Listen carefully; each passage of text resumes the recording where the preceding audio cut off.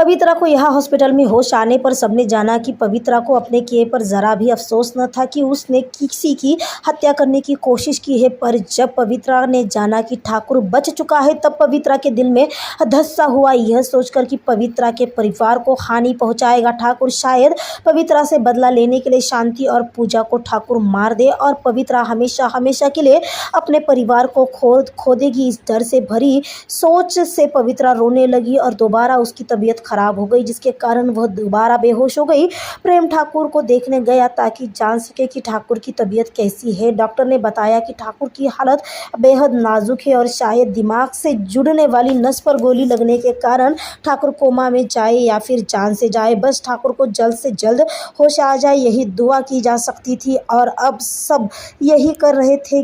तो 2 से 3 दिन बीतने के बावजूद ठाकुर को होश न आ रहा था, तो पवित्रा की तबीयत भी बिगड़ती जा रही थी। ऊपर से पवित्रा पर सार्वजनिक जगह पर किसी को जान से मारने की यानी हिंसा करने का केस लगा था। किसी भी वक्त पवित्रा को जेल हो सकती थी। अगर उसको होश आकर वो बच जाता है, अगर ठाकुर बच जाता है तो शायद पवित्रा पर होने वाला केस और पवित्रा को होने वाली सज़ा कम मिले। इसलिए प्रेम शांति सब मिलकर ठाकुर बच जाए ऐसी दुआ करने लगे। पर अफसोस उनकी ये दुआ पूरी न होने वाली थी, क्योंकि आगे जो होने वाला था वो सबके सोच और समझ से परे था।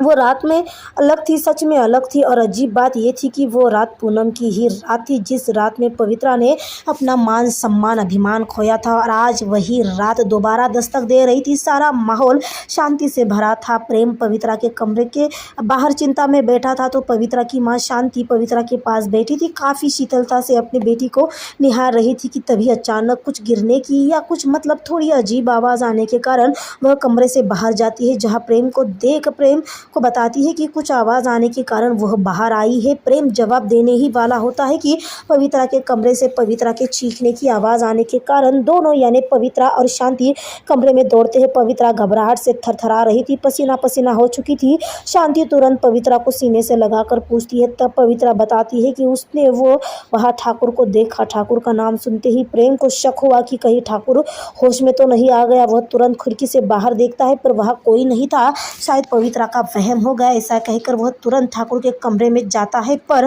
पहले ठाकुर के कमरे में बाहर पहरा दे रहे हवलदार से पूछताछ करता है कि ठाकुर के कमरे में कोई गया या फिर अंदर से कोई बाहर आया था क्या, जिसका जवाब हवलदार ना में देता है। प्रेम कमरे में जाता है and what, oh no, Thakur पर हमला हुआ था। ठाकुर के सिर पर बोतल तोड़ उसे ख़त्म किया गया था। ऐसा ठाकुर की मौत हो चुकी थी और मारने वाले ने ऐसा मारा था कि ठाकुर का चेहरा पूरी तरह से बिगड़ गया था, पहचाना मुश्किल हो रहा था। पर डीएनए रिपोर्ट ठाकुर की ही थी और दहला देने वाला सच ये था कि मारने वाले को पता न होने के कारण उसने ठाकुर पर हमला किया, पर ठाकुर की मौत सुबह ही हो चुकी थी। ओह नो, जिसकी खबर प्रेम तक पहुंचाने को कहा गया था, पर किसी कारण से वह खबर प्रेम तक नहीं पहुंची थी। प्रेम शांति के मानो प्रेम तले की जमीन खिसक गई हो। ठाकुर मर चुका था, पर हमले के कारण नहीं, पवित्रा ने मारी गोली के कारण। और अब ठाकुर के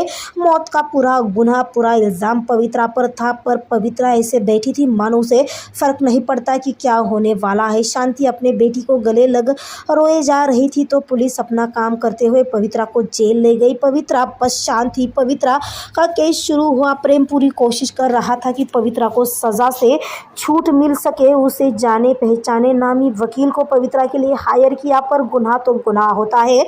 पवित्रा को जब कोर्ट से न्याय मिल चुका था, तब क्यों पवित्रा ने ठाकुर को मारा, यह सवाल जब पवित्रा से किया गया, तब पवित्रा ने भरी अदालत में उसने कहा कि कानून की नज़र में भले ही मुझे न्याय मिला था, पर मेरी नज़र का क्या, मेरी नज़र में तो मेरा न्याय हुआ ही नहीं। पर जब मेरी ज़िंदगी को पूरी तरह से रौंदने वाले उस हैवान पर मैंने गोली चलाई, तब मानो ऐसा लगा जैसे अब मुझे न्याय मिला। मुझे मेरी हंसी खुशी मुस्कान छीनने वाले उस राक्षस पर गोली चलाकर इतने दिनों से जो आग जलन मैंने मैंने महसूस की थी वो शांत सी हो गई हो।